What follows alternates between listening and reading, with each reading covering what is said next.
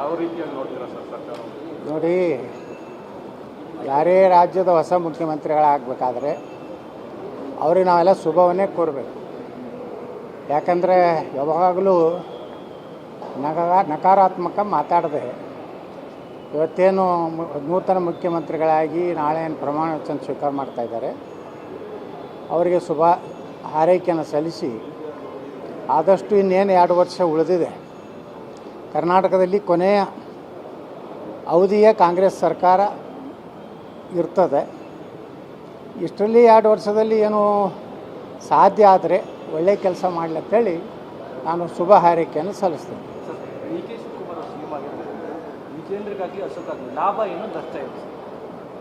ಏನು ಅವರಿಗೆ ಕೇಳಬೇಕು ನೀವು. ಅವರಿಗೆ ಲಾಭ ನಷ್ಟ ಇಡೀ ಸಾಮಾಜಿಕ ಜಾಲತಾಣದಲ್ಲಿ ಚರ್ಚೆ ಆಗ್ತಾಯಿದೆ. ಯಾಕಂದರೆ ಪರಿಣಾಮಕಾರಿಯಾಗಿ ವಿಧಾನಸಭೆಯಲ್ಲಿ ಮತ್ತು ವಿಧಾನಸಭೆ ಹೊರಗೆ ಯಾವುದೇ ರೀತಿ ಕಳೆದ 3 ವರ್ಷಗಳಿಂದ ಜನಪರವಾದಂಥ ಅದನ್ನು ಅಂತಿಮ ನಿರ್ಣಯಕ್ಕೆ ಬರುವ ರೀತಿಯಲ್ಲಿ ಒಂದು ಹೋರಾಟನೂ ಮಾಡಲಿಲ್ಲ. ಮತ್ತು ವಿಧಾನಸಭೆಯಲ್ಲಿ ರಾಜ್ಯಾಧ್ಯಕ್ಷರು ಯಾವ ರೀತಿ ಭಾಷಣ ಮಾಡಿದ್ರು, ನೇರವಾಗಿ ಸರ್ಕಾರವನ್ನು ಎಲ್ಲಿಯೂ ಸಿಕ್ಕಿ ಹಾಕಿಕೊಳ್ಳುವಂಥ ಯಾವುದೇ ರೀತಿಯ ಮಾತುಗಳಲ್ಲಿ ಹರಿತವಾದಂಥದ್ದಿರಲಿಲ್ಲ. ಕೇವಲ ತಮ್ಮ ಪೂಜ್ಯ ತಂದೆಯವರ ಗುಣಗಾನ, ಅವ್ರು ಕೊಟ್ಟಂಥ ಸೈಕಲ್ಲು, ಅವ್ರು ಕೊಟ್ಟಂಥ ಮಹಿಳೆಯರ ಭಾಗ್ಯಲಕ್ಷ್ಮಿ ಬಿಟ್ಟರೆ ಏನೂ ಈ ಸರ್ಕಾರದ ಮೇಲೆ ನೇರವಾಗಿ ಯಾವುದೇ ರೀತಿ ಬಿ ಜೆ ಪಿಯಿಂದ ಒಂದು ರೀತಿ ಸೀರಿಯಸ್ ಆಗಿ ಗಂಭೀರವಾಗಿ ಯಾವುದೇ ವಿಷಯಗಳನ್ನು ತಾರ್ಕಿಕ ಅಂತ್ಯಕ್ಕೆ ಒಯ್ಯಲಾರದು ಇಡೀ ರಾಜ್ಯದ ಜನರಿಗೆ ಗೊತ್ತಿದೆ. ಇದು ಸಾಕಷ್ಟು ಮಾಧ್ಯಮಗಳಲ್ಲಿ, ದೃಶ್ಯ ಮಾಧ್ಯಮಗಳಲ್ಲಿ, ಸಾಮಾಜಿಕ ಜಾಲತಾಣದಲ್ಲಿ ಕರ್ನಾಟಕದಲ್ಲಿ ವಿರೋಧ ಪಕ್ಷ ಸತ್ತಿದೆ ಅನ್ನುವಂಥ ಒಂದು ಜನರ ಭಾವನೆ ಬರೋ ಮುಂದೆ. ಮತ್ತು ಇವ್ರ ಸಾಧನೆ ಏನು? ಈ ಸಾಧನೆ ಇರೋದ್ರಿಂದ ಕರ್ನಾಟಕದಲ್ಲಿ ಬಿ ಜೆ ಪಿ ಒಂದು ವಿರೋಧ ಪಕ್ಷವಾಗಿ ವಿಫಲ ಆಗಿದೆ ಅನ್ನೋಂಥ ಕಟು ಟೀಕೆಗೆ ಇವತ್ತು ಒಳಗಾಗಿದೆ. ಡಿ ಕೆ ಶಿವಕುಮಾರ್ ನೇತೃತ್ವ ಸರ್ಕಾರ ಬರ್ತಾ ಇದೆ ಸರ್. ನಾಳೆ ಈಗ ಡಿ ಕೆ ಶಿವಕುಮಾರ್ ಆಗಲ್ಲ ಅಂತಿತ್ತು, ಈಗ ಸಿದ್ದರಾಮಯ್ಯ ಬಿಡಲ್ಲ ಅಂತಿತ್ತು, ಅಂತಿಮವಾಗಿ 2 ವರ್ಷ CM ಆಗ್ತಿದ್ದಾರೆ ಸರ್. ಯತ್ನಾಳ್ ಅವ್ರನ್ನ ಚೇಂಜ್ ಮಾಡ್ಬೋದಾ? ಈಗ ಯತ್ನಾಳ್ ಅವ್ರು ಏನಾದರೂ ಮನಸ್ಸು ಬದಲಾಯಿಸ್ಕೊಂಡು ಮುಂದಿನ ದಿನಗಳಲ್ಲಿ 28ಕ್ಕೆ CM ಆಗೋದಕ್ಕೆ ಬಿ ಜೆ ಪಿಗೆ ಮರಳೋದು ಅಥವಾ ಬೇರೆ ಯಾವ್ದಾದ್ರು ನಿರ್ಣಯ ತಗೊಳ್ಬೋದು ಸರ್? ಈಗ ನೋಡಿ, 2028ಕ್ಕೆ ಯಾರ್ಯಾರು ಜ್ಯೋತಿಷಿಗಳು ಹೇಳ್ತಾರೆ, ಜ್ಯೋತಿಷಿಗಳು ಅವರು ಎಲ್ಲ ಸ್ವಲ್ಪ ಪೇಡ್ ಇರ್ತಾರೆ. ಅವ್ರಿಗೆ ಹೆಚ್ಚು ದುಡ್ಡು ಕೊಟ್ಟ ಕೂಡಲೇ ಸೂರ್ಯಚಂದ್ರವರೆಗೆ ಇವರೇ ಮುಖ್ಯಮಂತ್ರಿ ಇರ್ತಾರೆ ಅಂತ ಹೇಳ್ತಾರೆ. ಅಲ್ರಿ, ಸೂರ್ಯಚಂದ್ರವರೆಗೆ ಹೆಂಗೆ ಇರ್ತಾರೆ ಅಂದರೆ ಅವ್ರು ನಾಳೆ ಕ್ಯಾನ್ಸರ್ ಆಗಿ ಸಾತ್ರೆ ಹೆಂಗೆ? ಅದು ನನ್ನ ಕಡೆ ಇಲ್ಲ. ಆದರೆ ಸೂರ್ಯಚಂದ್ರ ಅಂತ ನಾ ಹೇಳಿದ್ದೆ ಅಂತ ಹೇಳ್ತಾರೆ. ಬಟ್ನೆ ಮುಖ್ಯಮಂತ್ರಿ ಇದ್ದಾಗ ಸತ್ರು ಏನು ಹೇಳ್ತಾರೆ ಅವರು? ನಾ ಹೇಳಿದ್ದೆ, ಆದರೆ ಆಯುಷ್ಯ ನನ್ನ ಕೈಗಿಲ್ಲ. ಅದು ಬ್ರಹ್ಮ ಬರೆದಿದ್ದು, ಬ್ರಹ್ಮ ಲಿಖಿತ, ಅದಕ್ಕೆ ನಾನು ಅದಕ್ಕೆ ಸಂಬಂಧ ಇಲ್ಲ.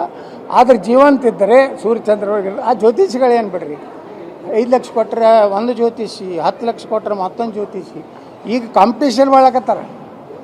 ನಾನು ಭವಿಷ್ಯ ಹೇಳಿದ್ದೆ, ನೀನು ಭವಿಷ್ಯ ಯಾರು ಹೇಳಿದ್ರು ಏನು? ಆ ಜ್ಯೋತಿಷಿಗಳ ಹಣೆ ಬರ ನಮಗೆ ನಗು ಬರ್ತೈತೆ. ಅವರು ಅಲ್ಲಿನ ಸ್ವಾಮಿಗಳು ಸಹ ಸ್ಪರ್ಧೆಗಿಳಿದಿದ್ದಾರೆ. ಹೋಗಿ ತುರಾಯಿ ಹಾರ ಕೊಟ್ಟು ಅದೆಲ್ಲ ನೋಡಿಬಿಟ್ರೆ ಏನೂ ಉಳಿದಿಲ್ಲ. ನಾವು ರಾಜಕಾರಣಿಗಳನ್ನ ಅಟ್ಟೆ ಬೈಬಾರ್ದು. ಎಲ್ಲರನ್ನೂ ಈಗ ಎಲ್ಲ ವರ್ಗದಲ್ಲಿ ಅಂಥವ್ರು ಕೂಡ್ಬೇಕಾಗ.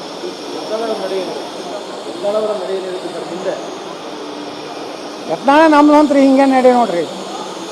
ನಮ್ಮದು ನಡೆ ಮೊನ್ನೆ ರಾತ್ರಿ ಸಿದ್ದರಾಮಯ್ಯನವ್ರು ನೋಡೋ ಇದ್ದರು, ಬೆಳಿಗ್ಗೆ ಎಲ್ಲರೂ ಡಿ ಕೆ ಶಿವಕುಮಾರ್ ನೋಡೋದಾರ. ಪಾಪ ಸಿದ್ದರಾಮಯ್ಯನವ್ರು ಒಬ್ಬರೇ ಕೂತ್ಬಿಟ್ಟಾರೆ ಮನ್ಯಾಗ ಸೋಫಾ ಮೇಲೆ. ಎಲ್ಲರೂ ಡಿ ಕೆ ಶಿವಕುಮಾರ್ ಮನೆಯಾಗ ಅದಾರ ಎಲ್ಲರೂ ಅತ್ಯಂತ. ಆದರೆ ಈ ಸಲ ಭಾಳ ಬುದ್ಧಿವಂತಿಕೆಯನ್ನು ಉಪಯೋಗ ಮಾಡ್ಯಾರ ನಮ್ಮ ಸಚಿವರುಗಳು. ಲೇಖನಗಳನ್ನು ಬರೆದಾರ ಪತ್ರಿಕೆಯಲ್ಲಿ, ಸಾಮಾಜಿಕ ಜಾಲತಾಣದಲ್ಲಿ.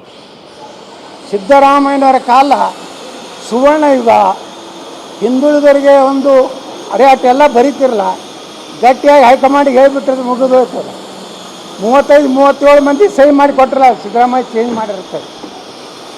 ಅವರು ಅಹಿಂದಾನೂ ಹೋಯ್ತು. ಅಹಿಂದ ಮುಖ್ಯಮಂತ್ರಿ ತೆಗೆದು ಇಲ್ಲಟ್ಟೆ ಅಹಿಂದ ತೆಗಿಲಿಲ್ಲ. ಇಡೀ ದೇಶದಲ್ಲಿ ಎಲ್ಲ ಅಹಿಂದ ಮುಖ್ಯಮಂತ್ರಿಗಳು ಮನೆಗೆ ಹೋದರು, ಎಲ್ಲರೂ ಮೇಲ್ಜಾತಿಯವರು ಏನು ಕರಿತೀರಿ. 4 ರಾಜ್ಯದಾಗ ಅದ ಕಾಂಗ್ರೆಸ್, 4 ಕಡೆ ಮೇಲ್ಜಾತಿಯವರು ಅದಾರ. ನಮ್ಮ ರಾಹುಲ್ ಗಾಂಧಿಯವರು ಹೇಳ್ತಾ ಇರ್ತಾರೆ, ಗಗನಯಾನಕ್ಕೆ ಹೋಗ್ಬೇಕಾದ್ರೂ ಮೀಸಲಾತಿ ಬೇಕು, ಕ್ರಿಕೆಟ್ ಆಡಬೇಕಾದ್ರೂ ಮೀಸಲಾತಿ ಬೇಕು, ಮತ್ತೇನ್ರಿ ಅದೇ ಹಾಕಿ ಆಡ್ಲಕ್ಕೂ ಮೀಸಲಾತಿ ಬೇಕು. ಮತ್ತು ಇಲ್ಲಿ ಮೀಸಲಾತಿನೇ ಕಾಂಗ್ರೆಸ್ನಾಗಿಲ್ಲಲ್ಲ, ಇನ್ನೇನು ನಾವು ಯಾವ ಮೀಸಲಾತಿ ಕೊಡೋರದ. ಸ್ವರ್ಗಕ್ಕೆ ಹೋಗ್ಬೇಕಾದ್ರೂ ಮೀಸಲಾತಿ ಬೇಕು, ಅದೊಂದು ಉಳಿದಿದೆ ನಮ್ಮ Rahul Gandhi. Thank you sir.